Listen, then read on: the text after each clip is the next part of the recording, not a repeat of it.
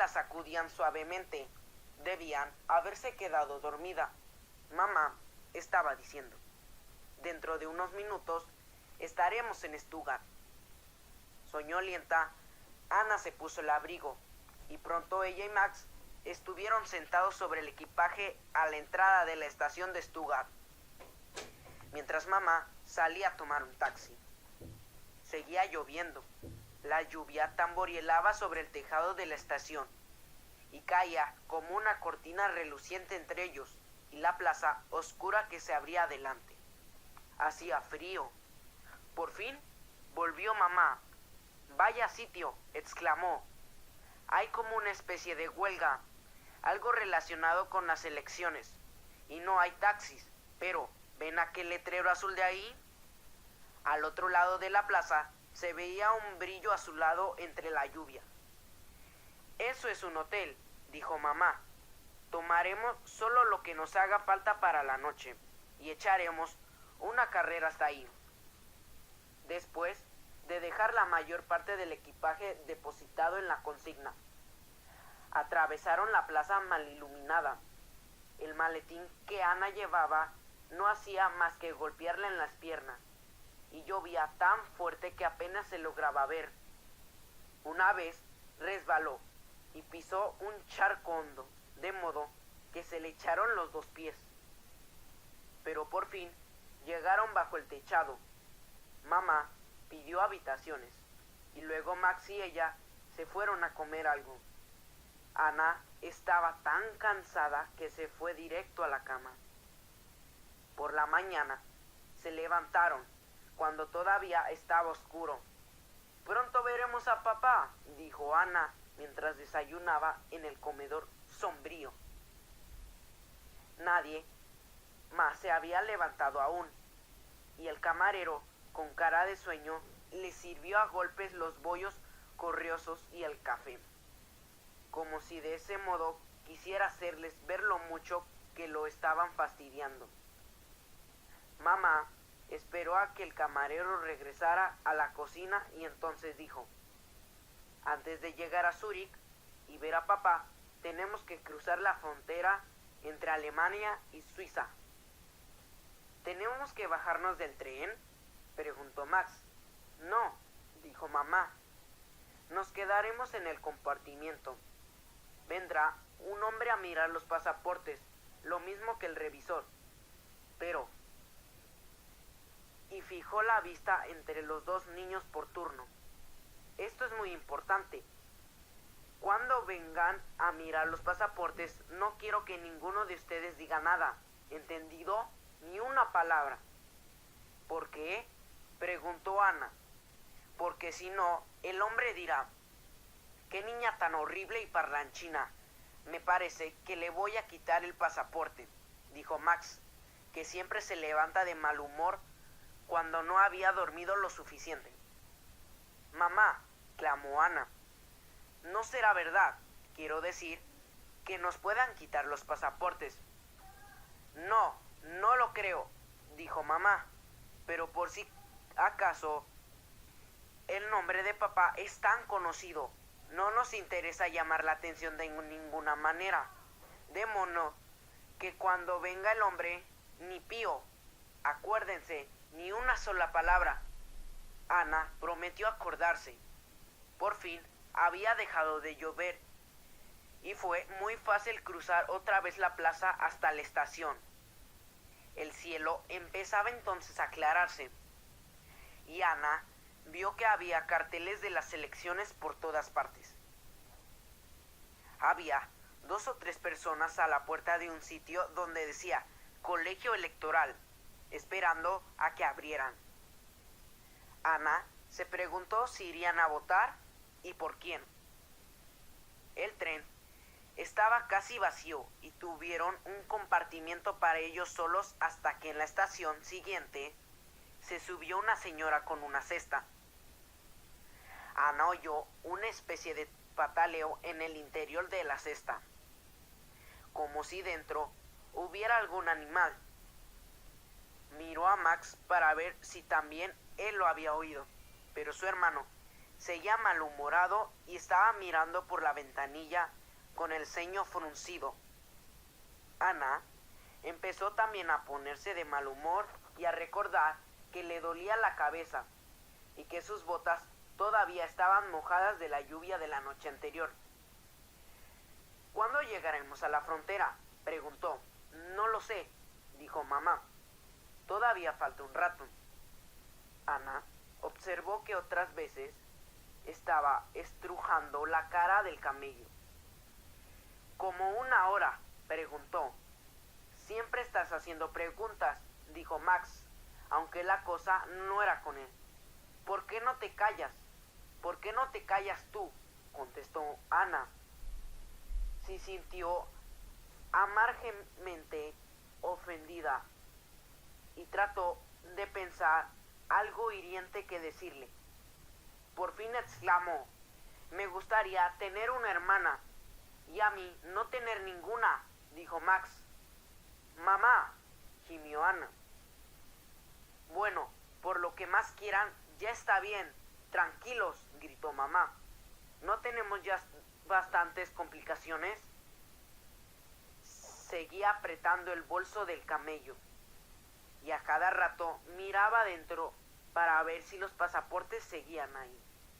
Ana se movía en el asiento fastidiada. Todo el mundo era horrible.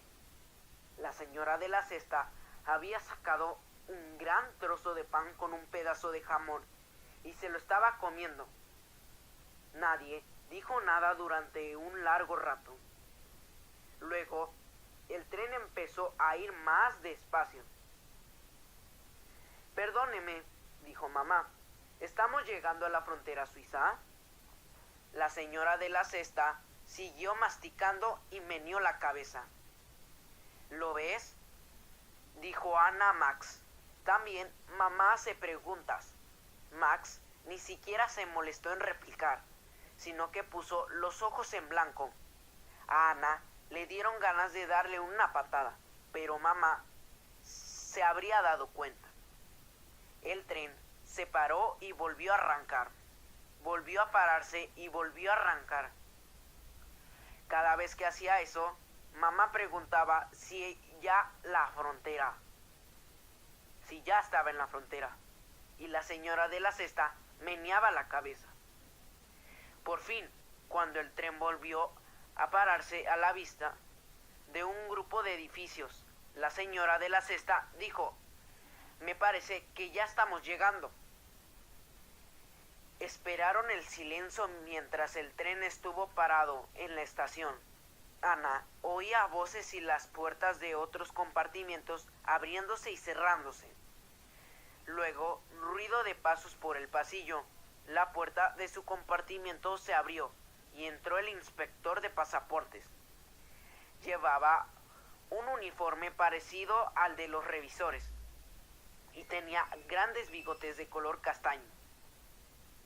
Miró el pasaporte de la señora de la cesta.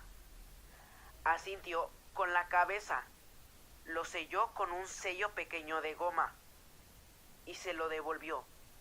Luego se volvió a mamá.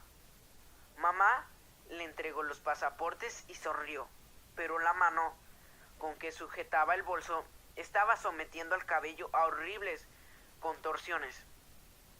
El hombre examinó los pasaportes.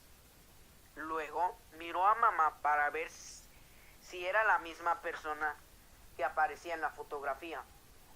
Después a Max y luego a Ana. Sacó el sello, pero entonces se acordó de algo y volvió a mirar los pasaportes. Por fin los selló y se los devolvió a mamá. Buen viaje, dijo mientras abría la puerta del compartimiento. No había pasado nada, pensó Ana. Max la había asustado para nada. ¿Lo ves?, exclamó, pero mamá le lanzó tal mirada que se cayó. El inspector de pasaportes cerró la puerta tras de sí. Todavía estábamos en la Alemania, dijo mamá. Ana sintió que estaba poniéndose colorada.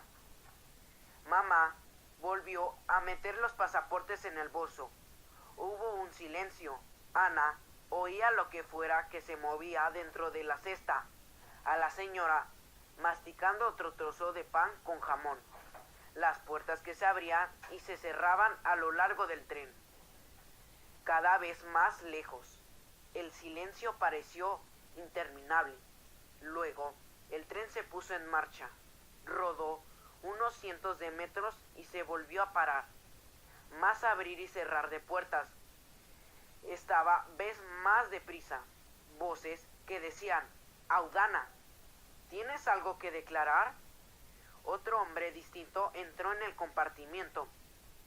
Mamá y la señora dijeron, las dos, que no tenían nada que declarar, y él hizo una señal con tiza sobre los bultos, incluida la cesta de la señora. Otra espera, después de un toque de un silbato, y por fin volvieron a arrancar. Esta vez el tren agarró velocidad y siguió tracaleando con regularidad a lo largo de la campiña. Al cabo de un largo rato, Ana preguntó, ¿estamos ya en Suiza? Creo que sí. No estoy segura, dijo mamá. La señora de la cesta dejó de masticar. Así es, dijo apaciblemente. Esto es Suiza. Estamos en Suiza, ya. Este es mi país. Era maravilloso. ¿Suiza? Exclamó Ana. ¿Estamos de verdad en Suiza? Ya era hora, dijo Max y sonrió de oreja a oreja. Mamá dejó el bolso del camello sobre el asiento vacío que tenía al lado y sonrió y volvió a sonreír. Bueno, dijo, pronto estaremos con papá. De repente, Ana se sintió muy tonta y atolondrada. Quería hacer o decir algo extraordinario y divertido, pero no se le ocurriría nada, de modo que se volvió a la señora suiza y dijo, perdóneme, pero ¿qué es lo que llevaba usted en la cesta? Es mi morongo, dijo la señora con su dulce voz de pueblo, sin saber por qué aquello era terriblemente divertido. Ana, conteniendo la risa, lanzó una mirada a Max y vio que también él casi retorciéndose. ¿Qué es? ¿Qué es un morongo?, preguntó al tiempo que la señora echaba atrás la tapa de la cesta, y antes de que nadie pudiera responder, se oyó un miau, y por la abertura asomó la cabeza de un feo gato negro. Entonces, Ana y Max ya no pudieron contenerse y explotaron de risa. ¿Te han contestado?, jadeó Max. Tú dijiste que es un morongo. Y él dijo, miau.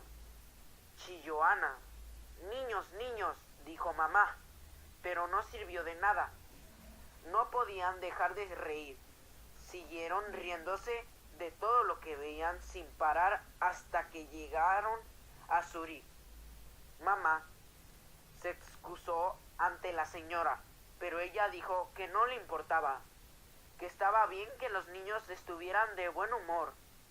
Cada vez que ya parecían aquietarse, bastante con Max dijera, ¿qué es un morongo? Y Ana chillaba, miau, y vuelta a empezar. Todavía se estaba riendo cuando ya el andén de Zúrich buscaron a papá. Ana fue quien lo vio primero. Estaba al lado de un puesto de periódicos. Tenía la cara muy pálida y buscaba con la mirada entre la multitud que se apiñaba alrededor del tren. «Papá», gritó Ana, «papá». Él se volvió y los vio. Entonces papá, que siempre es tan serio, que nunca hacía nada con prisa, corrió hacia ellos. Abrazó a mamá y la estrechó contra sí. Luego abrazó a Ana y a Max. Los abrazaba y los volví a abrazar a todos y no quería soltarlos. ¿No los veías?, dijo. Tuve miedo. Ya sé, dijo mamá. Papá había reservado habitaciones en el mejor hotel de Zúrich. Tenía una puerta giratoria, gruesas alfombras y montones de dorados por todas partes. Como todavía no eran más que las 10 de la mañana, desayunaron otra vez mientras charlaban sobre todo lo que había pasado desde que papá salió de Berlín.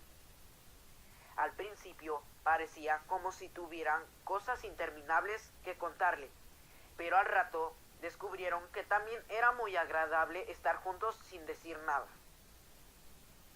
Mientras Ana y Max se atiborraban de 2 clases diferentes de croissants y 4 de mermelada, mamá y papá se sonreían el uno al otro.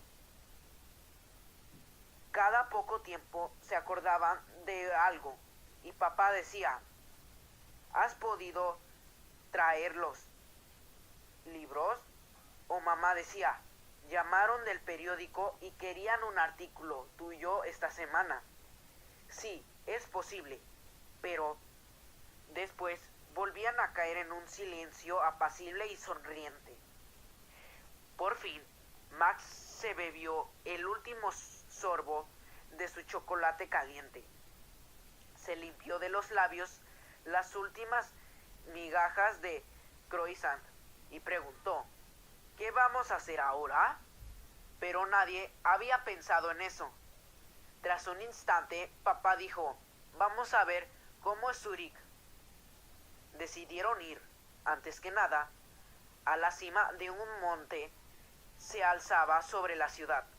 El monte era tan empinado que había que ir en funicular, una especie de ascensor sobre ruedas que subía derecho por una pendiente alarmante.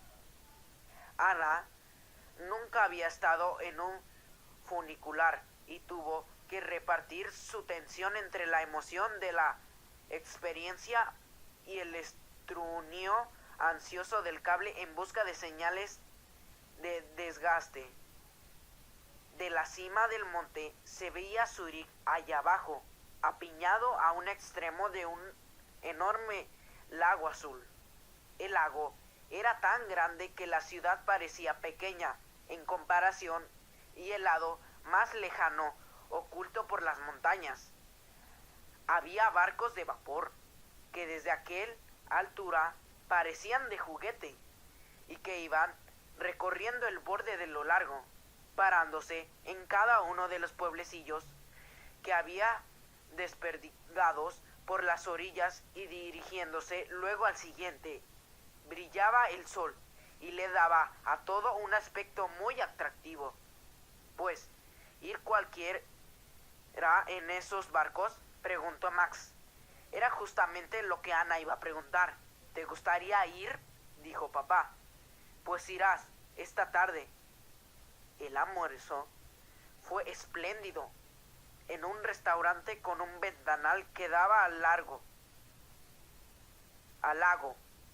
Pero Ana no fue capaz de comer gran cosa. Se notaba la cabeza embotada. Probablemente, pensó, por haberse levantado tan temprano, y aunque la nariz ya no le destilaba, le dolía la garganta. ¿Te encuentras bien?, preguntó mamá un poco alarmada. Sí, respondió Ana, pensando en la excursión en el barco de por la tarde. De todos modos, estaba segura de que era solo un cansancio. Al lado del restaurante había una tienda donde debían postales. Ana se decidió por una y se lo mandó a Heimpi, mientras Max le mandaba otra a Gunther. Estoy pensando cómo irán las elecciones, dijo mamá. ¿Tú crees de verdad que los alemanes van a votar por Hitler? Me temo que sí, dijo papá. Oh no, dijo Max. Muchos chicos de mi colegio estaban en contra de él. A lo mejor mañana nos encontraremos con que casi nadie ha votado por él. Y entonces podríamos regresar todos a casa, como dijo el tío Julius. Es posible, dijo papá, pero Ana se dio cuenta de que en realidad no le creía. La excursión en el barco por la tarde fue un gran éxito. Ana y Max se quedaron en cubierta a pesar del viento frío, contemplando el tráfico del lago. Aparte de los barcos del vapor, había embarcaciones particulares y hasta unas cuantas barcas de remos. Su valor había viendo chuk chuk de un pueblecillo a otro, por una de las orillas del lago. Todos los pueblos eran muy bonitos, con sus casitas relucientes rodeadas de bosques y colinas. Cada vez que el vapor se acercaba a un embarcamiento, tocaba fuerte la sirena para que todos los del pueblo supieran de que llegaba, y mucha gente embarcada y desembarcaba en cada sitio. Al cabo de una hora aproximadamente, cruzó pronto del lago hasta un pueblecillo de la otra orilla y luego regresó al mismo punto de Zúrich de donde había salido. Caminando de vuelta al hotel entre el ruido de los coches, los autobuses y los tranvías, con su estruendo metálico, Ana se dio cuenta de que estaba muy cansada y volvió a notar la cabeza embotada. Se alegró de volver a la habitación del hotel que compartía con Max. Todavía no tenía hambre y mamá le pareció verla tan cansada que la metió directamente en la cama. Tan pronto como apoyó la cabeza en la almohada, la cama entera pareció elevarse y salir flotando en la oscuridad, como un ruido de chuk chuk que podría haber sido un barco, o un tren, o un sonido que salía de su propia cabeza. La primera impresión de Ana, cuando abrió los ojos por la mañana, fue que en la habitación había demasiada luz. Los volvió a cerrar rápidamente y se quedó muy quieta, tratando de concentrarse.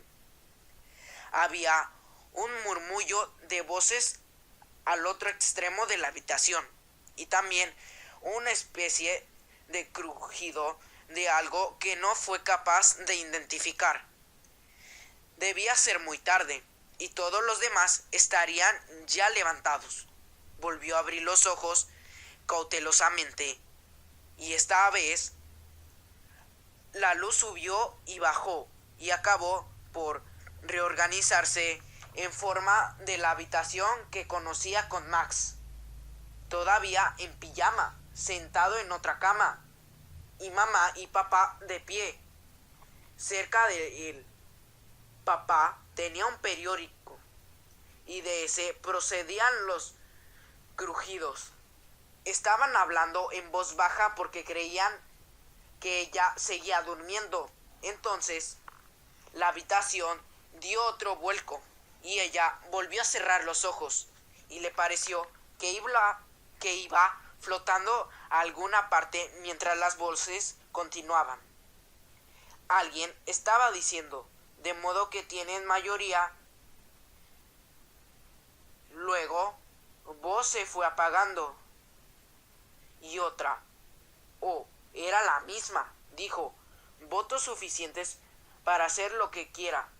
Y luego, inequívocablemente, Max, con mucha tristeza, así que no volveremos a Alemania, así que no volveremos a Alemania, así que no volveremos a Alemania. De verdad, lo había dicho 3 veces. Ana abrió los ojos con un gran esfuerzo y dijo, ¡Mamá! Al momento de una de las figuras se apartó del grupo y vino hacia ella, y de repente apareció la cara de mamá, muy cerca de la suya.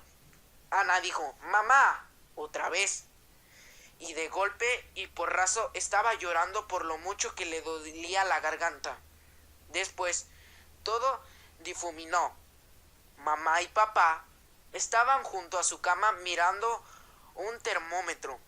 Papá tenía el abrigo puesto.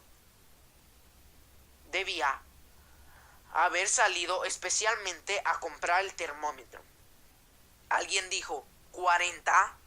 Pero no podía ser tu temperatura de lo que estaban hablando, porque no recordaba que la hubieran tomado. A la siguiente vez que abrió los ojos, había un hombre con barbita mirándola.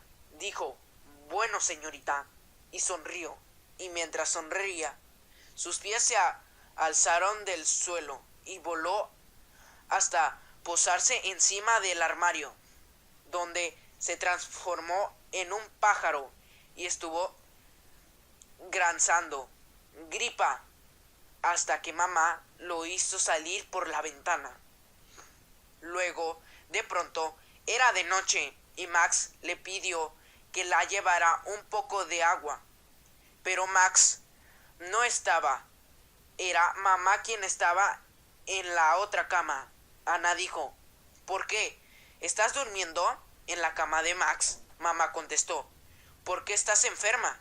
Y Ana se alegró mucho porque si estaba enferma, eso quería decir que Heimpy vendría a cuidarla. Dijo, «Dile a Heimpy». Pero estaba demasiado cansada para acordarse de los demás, y cuando volvió a mirar, estaba ahí otra vez el hombre de la barbilla, y no le gustó porque estaba disgustado a mamá diciendo, «Complicaciones», una y otra vez. El hombre le había hecho algo en el cuello y por eso se le había hinchado y le dolía, y ahora se lo estaba palpando. Ana le dijo, «No haga eso», muy fuerte, pero él no hizo caso y pretendió obligarla a beber una cosa terrible. Ana iba a apartar el vaso, pero entonces vio que no era el hombre de la barba, sino mamá.